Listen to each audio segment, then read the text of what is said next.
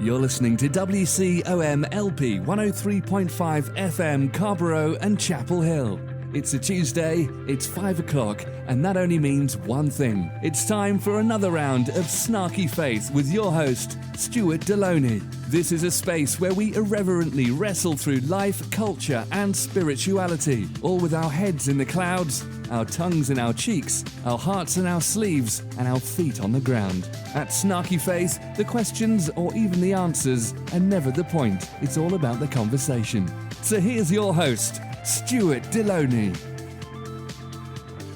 Well, good afternoon and welcome to another round of Snarky Faith Radio. I'm your host, Stuart Deloney, and how the heck is everybody this week? For me, it's just another week of crazy. If you were here in the Chapel Hill and Carborough area, we went through a bit of snow crazy. And if you're listening to us from out in the podcast universe, I guess I can call it, you may be laughing at us. Anytime that we seem to get snow in the south, things go awry. Everything shuts down. We had about, was it like last Wednesday, like 8 inches of snow, and everything came to a grinding halt, much like the government did at the end of the week as well. Looks like we may have the government shutdown unfrozen for 3 weeks. But again, this is a problem that is not going to go away. It'll be curious to see how all of this stuff in Washington unfolds. But instead of hopping too deep into that crazy, we don't want to talk about government crazy just yet. But it'd be kind of good to talk about some Christian crazy. Anyone up? Anyone with me? Anyone want that? Because you are listening to a show called Snarky Faith Radio. So you should expect this. And so our first article that I want to kind of hop into comes from thestatesman.com. And they have this article. And I'm just really going to read most of this because you're not going to believe me. The article's entitled, Texas Judge Interrupts Jury, Says God Told Him the Defendant is Not Guilty. So I'm going to go ahead and read to you part of this article. A state district judge in Comal County said that God told him to intervene in the jury deliberations to sway jurors to return a not guilty verdict in the trial of a Buddha woman accused of trafficking a teen girl for sex. Judge Jack Robinson apologized to jurors for the interruption, but defended his actions by telling them, quote, when God tells me I gotta do something, I gotta do it. The article goes on to say the jury went against the judge's wishes to find Gloria Romero Perez guilty of continuous trafficking of a person and later sentenced her to 25 years in prison. They found her not guilty of a separate charge of sale or purchase of a child. Robinson, who also presides in Hayes and Caldwell counties, did not respond to messages left with his court coordinator, who says the case is still pending. Robinson is scheduled to return to the bench in Comal County on January 31st. So let's just kind of unpack a little bit of that. So we have a judge in a case about human trafficking, and he feels that God is leading him to say the person accused of human trafficking is not guilty. This is the place that we are at right now. This is the insane religious fever pitch where we reside in right now.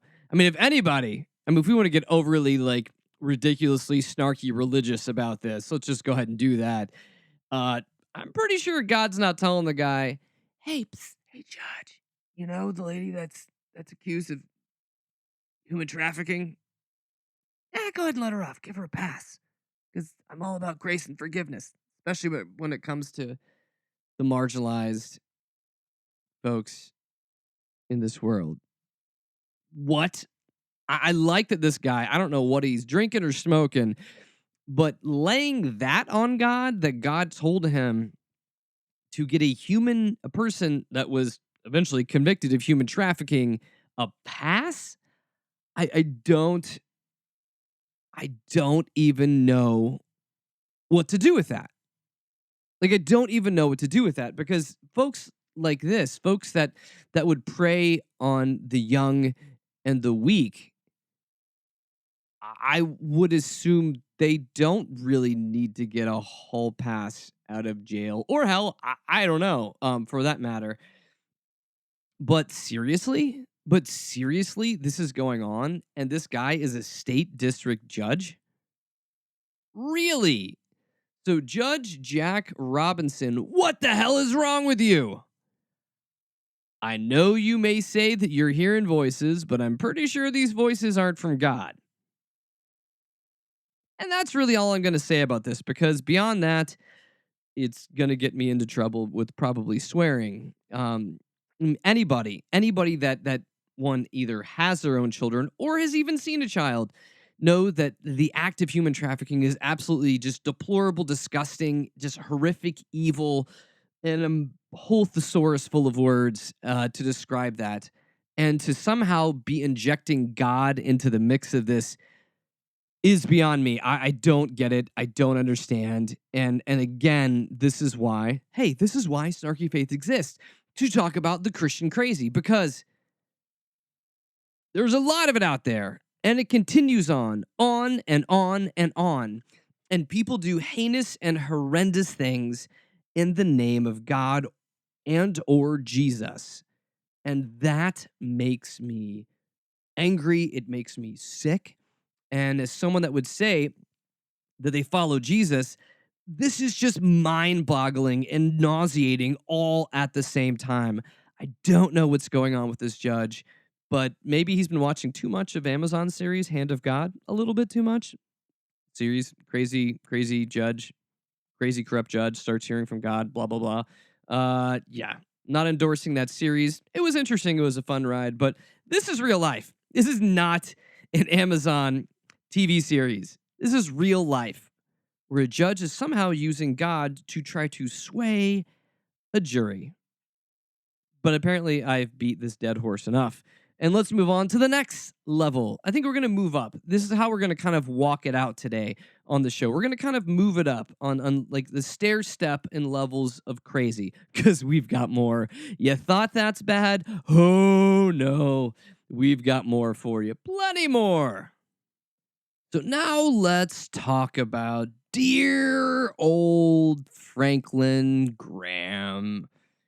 It's been several weeks since I've mentioned my whatever the antithesis of man crush is in the Christian world. Yes, Franklin Graham, the seed of Billy Graham that apparently got none of the ideas of compassion and grace down from his dad.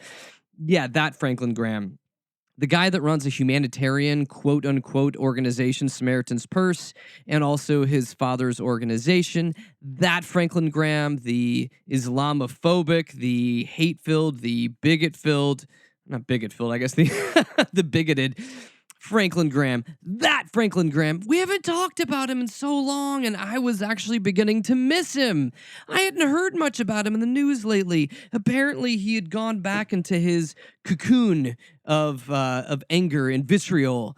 But apparently, now is the moment for him to emerge, covered in whatever kind of Christian industrial complex slime that he was covered in inside that. Much like the alien from the movies Alien. That was just too easy there. So yes, Franklin Graham is back. He's back, baby. And he's not taking anything from anyone who's talking crap about his boo, President Trump. Yep. He has been back defending the orange piece of hole that is our president. And it's great. It is so great. It is one of those things because there are very few people Not saying there's none. There's a good handful of these folks in the Christian circles that anytime they open their mouth, their like hypocrisy just it rains down upon the rest of us, just really kind of showing how far off the mark from the words and the teachings and the make and the mold of Jesus they are. Franklin Graham is just one of those shining stars of hypocrisy in the realm of Christianity. And oh boy, I had missed him, but he came out swinging. So he was interviewed recently on MSNBC. And part of the story came from Raw Story, where they were bringing all of this delight into light. And I'm going to give you just a couple tastes. Just a couple tastes, because again, when you're eating something so delicious and sugary sweet, it's not good. You can only handle so much of this. But oh, Franklin, I have missed you. And again, if you're listening to the show for the first time, it is called Snarky Faiths. So all of this is steeped in horrible sarcasm, meaning that I really would be fine if he crawled under a rock and just lived out the rest of his days and then rotted to death and died. And we were done with him. Oh no, we have more. We have so much more. So here's the first part of the interview. I'll stop after that and give a little commentary. And then we'll hop into some of the meaty, juicy bits of the interview as it goes further into his own weird world of Franklin Graham hateness. May I get now to the whole matter around what exactly the president said in that DACA meeting about the African nations and Haiti? It has led to a call in Congress for censure, a call again for impeachment. It's drawn worldwide condemnation. Where do you stand on that issue? So I'm pressing pause already in this. But see, this is the moment when you're asked a question like this for any sane, Jesus-loving pastor, what their job to do in this moment would be to absolutely condemn the president's remarks. Like, wholeheartedly condemn. If we believe that everyone is created in the image of God and therefore a child of God, this is the time where you absolutely condemn everything that the president said. But is that what Franklin will do? Stay tuned and let's hear his answer. Well, he said he didn't say it. And there were others in the room that said he didn't say it. So I wasn't there. I don't know. That's certainly not the language I'd want to use, but I don't think any of those senators, if he did use that language, have heard that word for the first time. I'm sure that's a word they've used before. So I think there's a little bit of hypocrisy here, but he said he didn't say it, so I have to go along with the president that he didn't say it. Oh, Franklin, you're taking the dodge technique. You're taking the technique of absolutely just denying, just stepping aside from what your little orange messiah said. Come on, man. Come on. Seriously. Grow a pair or find the spine that you were born with. Hopefully, maybe you're just an invertebrate. I'm not sure. Come on. Seriously? But again, I would expect nothing of you in really any scenario to have any amount of decorum or backbone or honestly, I'll just go ahead and say this, a matter of faith. Because I think any person of faith should speak out against a statement like this. It is absolutely dehumanizing and absolutely antithetical to anything that Jesus preached. But you know what? If you did, I would totally admit it here on the air. So that's what I'm laying down here. Here is just this will do this. If anyone finds this where Franklin Graham actually grows a pair and does the right thing, I will openly admit that I am wrong. But I'm pretty sure I'm not, because I don't think he's going to do it. I think he's going to continue to suckle on one of Trump's large teats and continue just to ride his religious right horse into what he assumes is power. I don't know, because I'd hope you're getting more and more power because you're really selling out the soul of the faith that you say that you are here to defend. But there's more. There's so much more. So, Franklin, do tell, what's next? The president's faith advisor, Pastor Robert Jeffress, told the Christian Broadcasting Network that, quote, apart from the vocabulary attributed to him, President Trump is right on target in his policy, end quote. How does that square with Christian values? Well, first of all, let's look at what's happened this last year. ISIS has been defeated basically in Iraq and Syria. And I work in Iraq. We have an office there. And we've been helping many of these Christians and the Yazidis that have fled from ISIS. Many of these are women that were sex slaves for ISIS fighters. We've been able to help them. And the president in his first year has put ISIS on the run. And Christians are now, we're helping Christians to go back to their villages like Karakush and others on the Nineveh plain.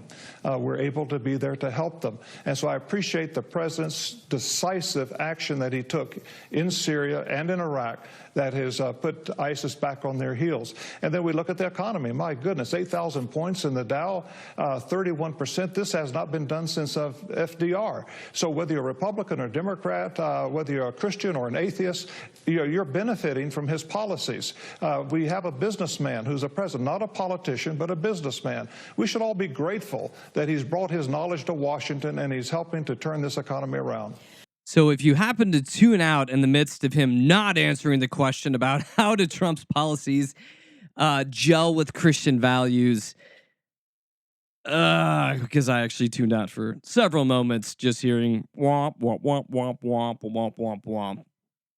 So again, in Franklin Graham trying to defend the president, that always feels sick in my mouth when I say President Trump. Blech. Yeah, that's kind of what happens. So he goes to defend that, the president's been good on military. Has he? I don't know. That's kind of up for debate. And continues to push this narrative that certain people matter and others don't, which again, if you're talking about Christian values, everybody matters. Jesus even happened to say this weird little thing about loving your enemies. So as long as we're carpet bombing our enemies, it's all good, in Franklin Graham's words. And then he pivots to really what he's doing here, which again, what the religious right does, because the religious right is only about themselves. He goes on in this self-masturbatory conversation about the economy. We have to look to the economy. Look at the Dow Jones. Look at what this president's done. Not realizing that kind of the way the economy works, buddy, it's stuff that previous presidents have done that have really opened up a lot of this kind of stuff. Read about it. That's kind of how it works. It's not just simply a president comes in, flexes his orange flab, and then instantly the stock market skyrockets. No, the way this kind of stuff works is it takes time. But it doesn't matter because Franklin's got a hard-on for the economy, because why not? That's the centerpiece of Christian values, money. So Christians should be rejoicing because we have so much more money in the economy now that the stock market is doing well. Praise Jesus. What?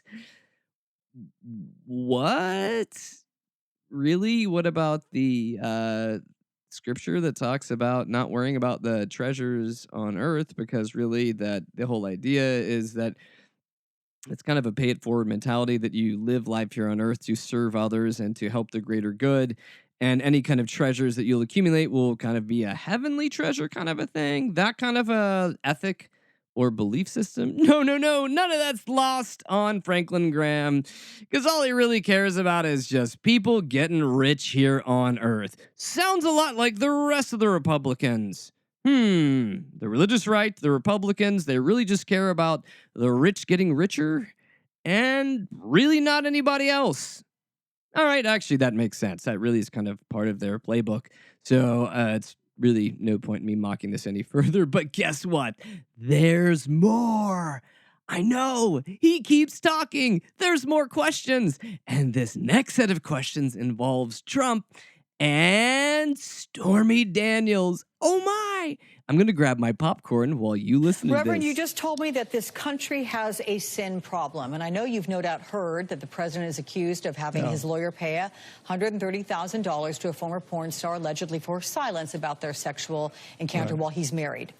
His attorney denies any sexual affair. But does this story, the previous allegations as well, that Access Hollywood tape, does that challenge your faith in the president? Does the president have a sin problem? I can promise you he is not President Perfect. And I don't think I've seen a President Perfect yet. And if President Perfect comes along, I'm sure you and I and everybody else will get behind him and vote for him. He's not a perfect person, no, and neither am I. And we certainly don't hold him up as the pastor of this country, and he's not. But I appreciate the fact that the president does have a concern for Christian values. He does have a concern to protect Christians, whether here at home or around the world. And I appreciate the fact that he protects religious liberty and freedom. So these are good things that he's done. Is he President Perfect? No, he's not. But I'm going to pray for him, and we are commanded in Scripture to pray for him and to pray for all those that are in authority. Wait a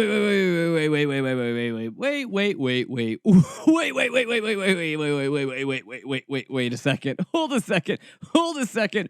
What? So we see Franklin Graham, this religious leader that does have a good bit of clout, unlike this show. Womp womp. But he does have a good bit of religious clout, and he totally pulls a Kellyanne Conway pivot to where you don't answer the question and you move on. Oh, does he have faith in the president? Oh, but the president's not President Perfect. Oh, don't all of us gals out there dream one day for our own President Perfect?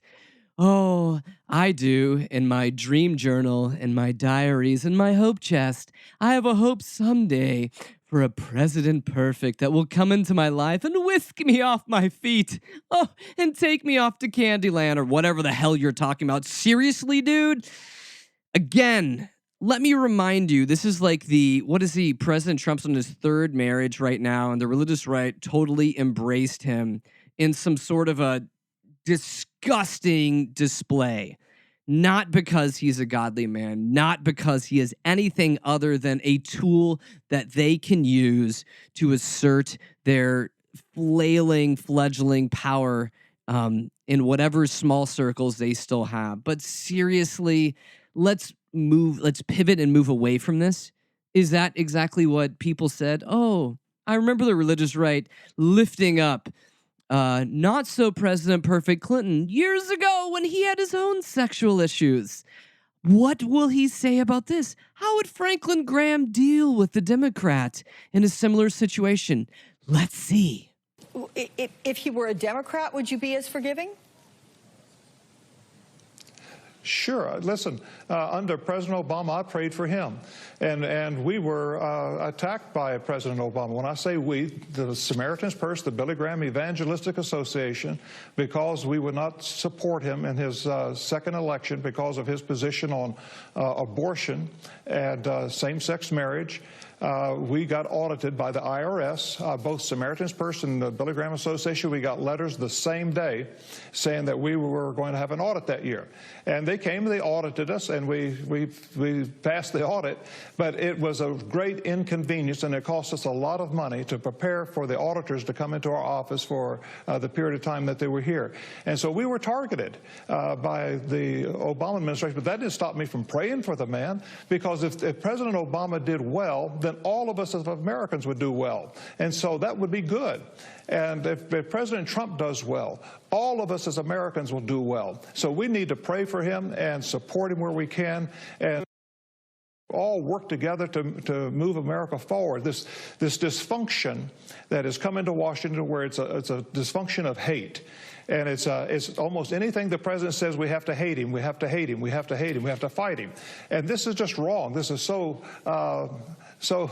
wrong that I don't see how we're going to stand as a nation if we can't just come together, agree to disagree, but let's work together. So let's hold on a second. There's so much to unpack on those last couple statements. So Oh, Franklin Graham, you run 2 different nonprofit organizations and you happen to be audited. Really? And being audited equals payback from the president because it happened to be a black president. Is that how it works?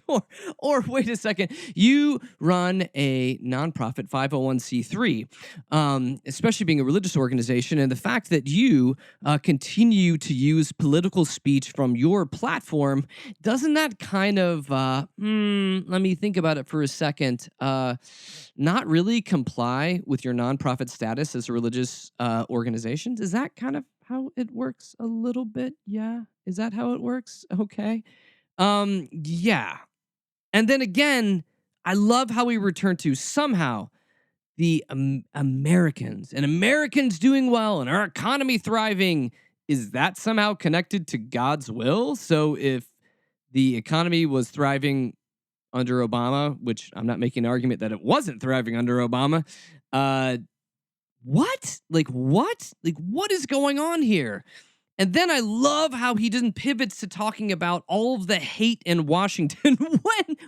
Seriously, when has anybody listened to Islamophobic Franklin Graham talk about other religions and other people in this? Has anyone heard him talk about this? Has anyone ever mentioned Franklin Graham's consistent hate speech amongst other religions and faith groups and other marginalized peoples? Let me think. LGBTQ community? Has there been any hate speech that's come out of Franklin Graham's mouth from those groups? Yeah, we've done plenty of shows against this, so he's worried about the hate against Trump, but he's not worried about his own hate against a lot of Americans. Oh, the roller coaster of faith that we're on. Franklin Graham, how much time do you have in your busy schedule to somehow continue to screw over your Christian faith, screw over the teachings of Jesus? I mean, how do you find time to do that? In the mix of you also being hateful and bigoted towards so many people groups? I don't know how you do it. You're just organized. Someday, maybe I can be like you. Maybe. Actually, no, I'm being sarcastic again, if you can't tell from the deep snark in my voice. Please, God, I never want to be like Franklin Graham. This is ridiculous. This is just so ridiculous. And again, he's dodging the whole question of hypocrisy from the religious right. But again, and I credit this reporter, I credit her for not pulling a total like Jake Tapper on like Stephen Miller and just saying, dude, I'm cutting you off.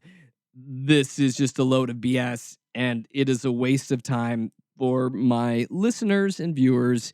But it's not a waste of time because I enjoy poking fun at this because this is all insanity. But now let's pivot from insanity to hypocrisy and see how he can continue to not answer the question about hypocrisy and his own hypocrisy and the religious right's hypocrisy. I don't know. Can he do it? Stay tuned, folks. But, sir, can you understand how there are those that are crying hypocrisy? When, for example, the New York Daily News editorial on Thursday, it accuses some Christian leaders like Gary Bauer, who support the president, as being hypocrites for saying absolutely nothing about the Stormy Daniels matter, but who condemned President Clinton during the Monica Lewinsky affair. So when people cry, there's hypocrites there within the evangelical community. Can you understand that criticism? Well, first of all, President Trump, I don't think, has admitted to having an affair with this person. And so this is just a news story, and I don't even know if it's accurate. All right, I swear I'll stop interrupting and finally let the man finish. But really, when you ask a hypocrite about hypocrisy, do you think you're actually going to get a straight answer? Maybe we will. Maybe we won't. You know we're not going to. No, I was going to say, but do you think with all the evidence out there and the fact that this president has not always been entirely truthful about everything, do you think he's telling the truth about this to begin with? Doesn't he have a lot to lose by telling the truth about this affair?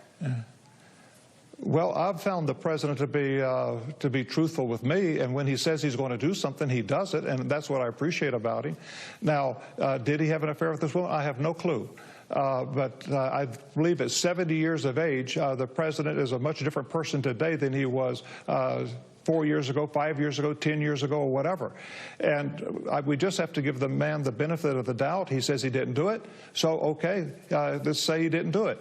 But we just have to think of our country, Alex. We've got to move this country forward. There's some great threats out there. North Korea. We need to mend the fence with China. We need to mend the fence with Russia. We need to work together so we can make this a better world in which we live and not be so dysfunctional, fighting one another. The president has done a good job in 1 year for all of us. Can he do it better? Yes. And I don't think it's hypocritical because he's a flawed man for me to try to support him and help him and pray for him. I'm a flawed person. And I would hate for people to see all the baggage I have in my life. Womp womp. So it's the same answer. It's the same answer we always get. Give him the benefit of the doubt. And hey, everyone out there, we all know that 70-year-olds can learn from their mistakes. I'm not saying they can't, but have you ever heard this president talk? Have you ever heard this president tweet? You really can't hear people tweet. You can only read it. Fools out there. No, but it's like the old saying, like, you can't teach an old orange new tricks. That's how it works. And yeah, let's just give him a pass, a benefit of the doubt. I'm pretty sure the religious right felt that way about Bill Clinton back in the day. And then he pivots forward saying, oh no, we have real problems in the world today. North Korea, Russia. Oh, why are they a problem today? Let me ponder. Let me think. What could it be? Why are we having huge problems with North Korea right now? Oh, wait a second. Is it President Trump? Oh, issues with Russia? Wait, let me think again. What could that be? President Trump? Oh, wait a second. These things may be connected. And then Frank, I don't even know what to call him anymore. I'm just so tired of this crazy BS. Then he goes on to say that we need to make the world a better place to live in. Really? A better place to live in where we deny people reproductive rights, where we continue to oppress women, where the LGBT community continues to be, yet again, oppressed, and where we have a president that continues to act like a kindergarten child, that continues to lash out at people. Oh, he's not president perfect. Sure. He's president disillusioned. He's president rageaholic. He's president moron. Well, there's so many other words, but saying, well, he's not quite president perfect is giving him a pass. There, especially when we think about folks like this, where are the prophetic voices? Where are the prophetic voices speaking out against this evil administration, this evil president, this president that has so much of the American Christian vote backing him. And yet, he looks nothing like Christ. And I know Graham will get back on the fact of saying like, oh, hey, well, he's done so much for the pro-life movement. But again, this is, one of the big hypocrisy issues I have with the Christian church, especially how we even handle the pro-life, pro-choice movement, is the fact that we only care about people until they're born. Sorry, not we, they. They only care about people until they're born. Once they're born, oh, they're living off the system. We don't care about them. They just need to just work harder and do this. And we don't even talk about income inequality and racial discrimination that continues to happen in our country. Yes, systematic racial discrimination continues to happen. So this idea that we want to make the world a better place, absolutely. In that thin thread, I'm with you, Franklin Graham. But the world being a better place has no place for people like Trump in office, has no place for people like you being in positions of power, Franklin Graham, that continues to say that you are speaking from a Christian mindset, a Christian worldview, a Christian perspective, where if we really look at what you're saying, you have nothing to do with Jesus. I'm sorry, game over. And shut up. Seriously. This is the thing that irks me more than anything is people doing despicable things in the name of Christ. They do it. They do it. They continue to do it. And Franklin Graham is one of the worst at it. But, you may ask yourself, who could be worse? How can this get any further down the road, any further down the way away from Christianity? Well, there's a saying that I like that those across the pond in Britain use is when they say someone has lost their way, or they'll say they've lost the plot. Well, in many ways, the reason the show exists is because Christianity has lost the plot. And someone that I don't rip on quite enough, I apologize, I really apologize for this, is James Dobson. And we've got a story, and we even have audio from good old James Dobson. Oh my goodness. And I'm sorry, James. I'm sorry if you feel like I've been committing so much of my time and my vitriol towards other of my evil Christian man crushes. But no, you're still there. You still have a small place in my Hark of Snart, or my Heart of Snark. I don't know even how that works. But that's what happens when you're making stuff up on the fly. And so this again comes from another Raw Story article called Evangelist James Dobson Calls for... I'm sorry, I can't even read the title. Evangelist James Dobson calls for a day of fasting and prayer to save Trump from impeachment. That's right. He's calling for Christians around the country to pray and fast so Trump doesn't get impeached. Now, on the flip side, if I was one that would call people to pray and fast, which I'm not, I would be calling people to pray and fast for the impeachment, for the end of this, evil, maniacal child that is delusional and narcissistic and stupid. And I even had this, and I love this. I love this. I love when people give us reviews online. And someone had recently given us a review for Snarky Faith over on iTunes and asked the question, essentially saying, we love the show, but what the heck are they going to do on this show when Trump's not in office? And my answer to that is, good question. But we will still be here calling out Christian hypocrisy and hopefully steering people towards the, I don't want to use right way because apparently the word right has been ruined by Christians forever. But just steering people back towards just the authentic and life-changing teachings of Jesus that talk to us about loving others, loving our enemies, loving people that aren't like us. But love has nothing to do with good old Franklin Graham or James Dobson because they've gone all in on good old President Trump. So let's dig a little bit into this. And they obtained, so this Raw Story is kind of bouncing off of right-wing watches.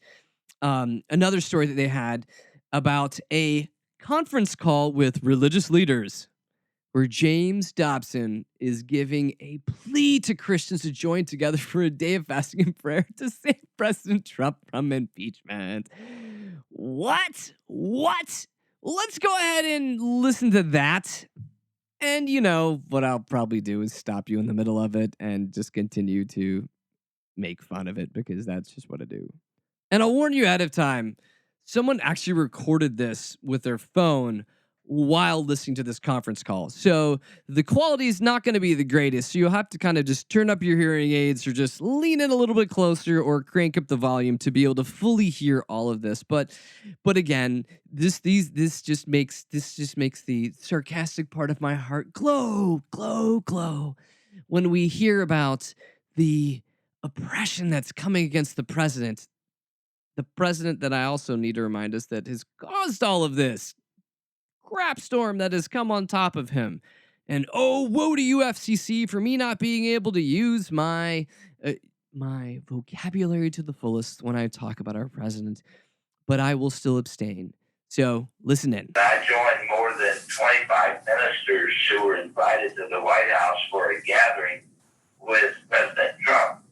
And all of us serve on an advisory committee to address the spiritual needs of the chief executive.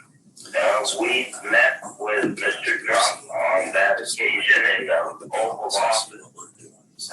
He was sitting at his desk, and we were surrounding him. We were gathered around.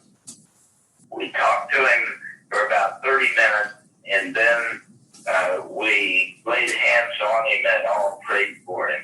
So, honest question here. So, if you lay hands on the president, does that mean you probably should go to your local doctor and get a shot of penicillin just to make sure you haven't caught anything off of this? And I'm sorry, I'll quit being snarky, but spiritual needs of the president, what is it, like a cheeseburger in bed at night? Is that his spiritual needs? All right, I'll stop.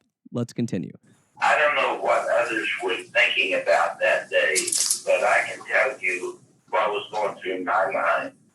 That I felt sorry for this man.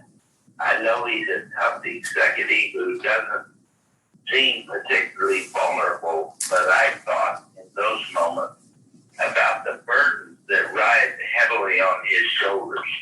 Not only is he the leader of the free world, of course, but so many people obviously hate him.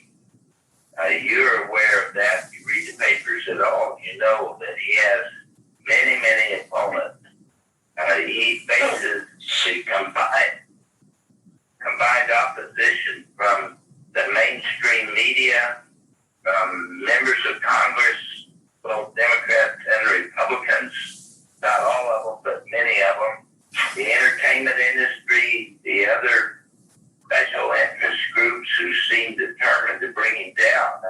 I know Mr. Trump makes mistakes and brings some of this opposition on himself, but I think this country will be in serious trouble if they're successful in impeaching this man, and that's why I'm calling for a nationwide movement to pray for him.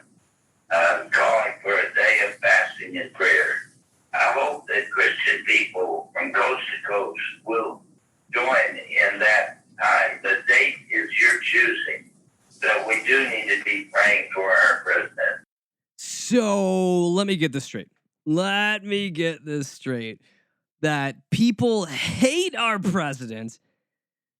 Why? Like I somehow, like right now, I can't think of any reason why the majority of Americans would hate our president. Let me ponder that. I don't know. I mean, it's mind-boggling why we would think that he is a moron, a buffoon, a child, and a danger to most Americans, and a danger to sanity. Not let alone speaking about a danger to American, the image of America and the rest of the world. I have no idea why we would say this. Oh, right. Dobson reminds us it's because of the mainstream media and the entertainment industry that's doing that. Oh, because that's the old Christian fallback on everything. It's the media. It's the evil Hollywood elite. I will note here.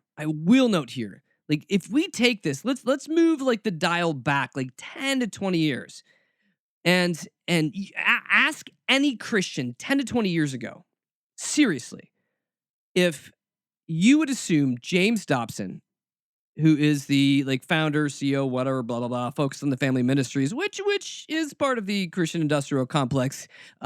Side note means they make a lot of money off of Christians. That's what that means. If you would assume that James Dobson would sound just like Jim Bakker 10 to 20 years ago, you would say that I was insane for saying that. But apparently we are living in quite an insane time, and they sound just alike.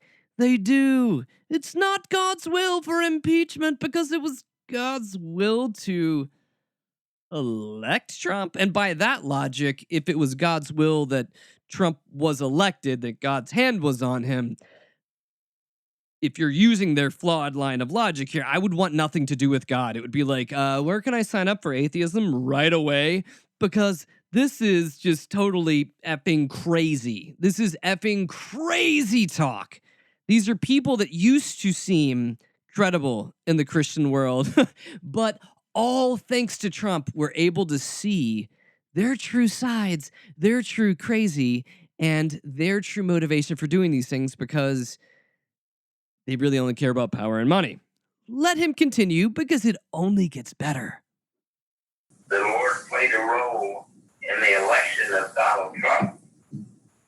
What his purposes were and what his intent was, we can only guess. I believe he was raised up for such a time as this, and it seemed evident to us on election night that the Lord gave us victory. So, Lord, if that's true, then we ask you to protect our president. This is from anything that could hurt him. We also remember what was at stake in that election, and it's still at stake today. Dependent on it was the makeup of the Supreme Court, the United States, the sanctity of marriage, the preservation of religious liberty, the sanctity of human life, and so many other pro-life, pro-family, and pro-moral issues that we have prayed for generations. Okay, so this is the level where I know I've been kind of masking my anger with these kind of statements the entire time. But no, this is kind of the moment where I really kind of just start to get pissed. This is totally, like, this is where Christianity, especially like the Christian right, have totally become Machiavellian in this. Where, you know, this whole mentality of the end justifies the mean. We can put this human turd in office as long as it serves our purposes. Now, they will say it serves God's purposes, but really what they're saying is it serves our purposes. But really, guys, please don't put Trump on God. Don't even put God into the mix of this. That is just, it's ridiculous, it's sad, it's dirty, and if you're actually wanting to grow your Christian base, that's pretty much the death blow. And that's why so many churches are shrinking in America today, and people are heading for the hills because they want nothing to do with the Christian industrial complex. They want nothing to do with organized religion because somehow the loving ways of Jesus have turned into this BS. And that's where we're at today. I mean, seriously, instead of calling out to the Lord to pray for the protection of Trump, seriously, can we not be praying for like the sanity of all American people that are having to live under his administration? I mean, seriously, the guy doesn't work. He eats cheeseburgers. He goes to bed at 6 o'clock at night. I mean, he's doing just fine. I mean, that fat F will do just fine. But what about the rest of us? Where's our hedge of protection? Lord, where are you now to protect me from gray hairs? And apparently going bald under this administration because my stress levels are pretty high because I end up getting this thing where my cup of snark runneth over and it just stains the carpet underneath. Yeah. But I say all of that that I've said for the past good while in the hour, mainly because it's just old-fashioned fun to mock people. I love mocking morons. But I say that to pivot to something that actually isn't funny at all. So let's hop into an article that really all of the stuff I was making fun of today. This is where the rubber meets the road. This is an article from NPR called "The Trump Administration Will Protect Health Workers Who Refuse Services on Religious Grounds" by Allison Kojic. Sure, I'll just run with that one too. And she begins her article saying this: healthcare workers who want to refuse to treat patients because of religious or moral beliefs will have a new defender in the Trump administration. The top civil rights official at the Department of Health and Human Services is creating the Division of Conscience and Religious Freedom to protect doctors, nurses, and other healthcare workers who refuse to take part in procedures like abortions or treat people because of moral or religious objections. So let that sink in. You can understand the first part about, yes, doctors not taking part in abortions because, again, yes, the religious right is very obsessed with abortions. But this is the part where it really gets insidious. So they want to protect doctors, nurses, and other healthcare workers who refuse to treat certain people because of moral or religious objections. Yes, the article goes on to say, quote, never forget that religious freedom is a primary freedom and that it is a civil right that deserves enforcement and respect, says Robert Servino, the director of HHS's Office of Civil Rights, at a ceremony to announce their new division. And division's the right word because Trump and his administration are really good at division, but not in the way they mean it. See what I did there? It's kind of like a pun, but not really. Oh, okay. So the establishment of the division reverses an Obama-era policy that barred healthcare workers from refusing to treat transgendered individuals or people who have had or are seeking abortions. And this is where faith and religion get sick on two levels. First of all, I'm pretty sure that your whole Hippocratic oath as a nurse or a doctor has to do no harm. And you being able to say, especially folks that go through medical school, your outlook on life is, I want to be able to help you. Who do I want to help? Humans? Humans out there. Oh, okay, yes. It's not about helping only certain tribes of humans or humans that agree with me or humans that I like and not the humans that I don't like. I mean, this ends up being the whole like, do I bake a cake for a homosexual couple? Can I do it? Can I do it? Oh, my faith is over because I baked a cake. Because I'm pretty sure that like, the whole baking cake thing was in Leviticus. It wasn't. That was a joke. But when we look at this, and this is my issue. It's not even like how just insane the Trump thing is here, but it's how Christianity has become. Where if you are a Christian doctor or a nurse, and you feel that treating a patient that may be Muslim, transgendered, or part of like the LGBTQ crowd is somehow against your faith, my biggest question for this, and this new division, I say in air quotes, your Christian faith tells you that you are supposed to care for everyone. The idea of loving your neighbor as yourself, your neighbor means anyone that is not you. Or even let's get to Jesus talking about loving your enemies. Again, if you're talking about loving your neighbor or loving your enemies, which is kind of a command of Jesus's, that pretty much means everybody. So somehow, because you may not agree with the lifestyle of somebody, you don't want to be able to help them get healthy? How sick and insidious is that? How twisted and wrong is your faith? Because I know the Christian right will come back and say, well, no, this is really just about abortions. We don't want to be forced to give abortions. Actually, no, it's not. This is about you wanting legal grounds to discriminate against people that you would call sinful or people that may make you feel uncomfortable. But to go back to what Franklin Graham said is, America has a sin problem. And guess what? Humanity has a sin problem. We all screw up. We don't do the right thing. We're selfish. We're crappy. But we're hopefully trying to get better on that. And you as Christians want to hide under the fact that you don't want to give basic medical care to people that may not look like you or sleep with the same gender as you or identify in the same way as you or whatever else. Regardless, this is insane and this is anti-Jesus. So being behind things like this are absolutely anti-Jesus. Not baking a cake for a certain couple, anti-Jesus. Not providing basic health care for people that aren't like you, anti-Jesus. And so if you are trying to hide behind and walk out many anti-Jesus comments, thoughts, and ideology, wouldn't that kind of make you Wait, what is the word that the religious right likes to use?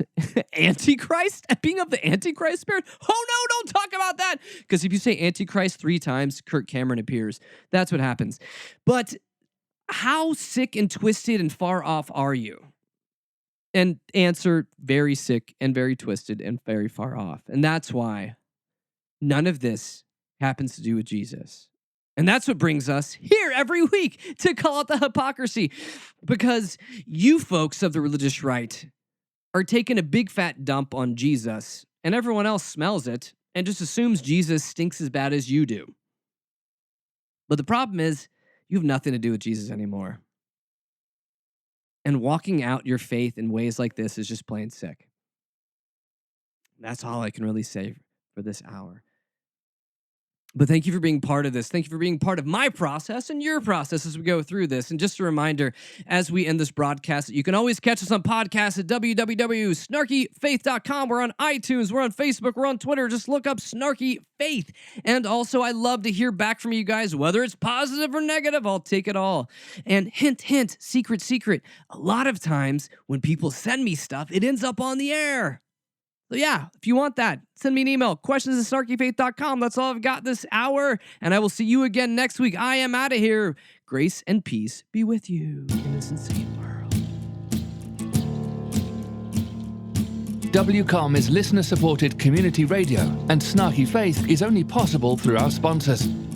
Lumen, a spiritual community of seekers, sojourners, question askers, doubters, and skeptics, is a collective of fellow travelers that embrace the truth that all of life is sacred, hope is real, and tomorrow can be a better day than today. All are welcome. You can find more information at www.lumencommunities.com.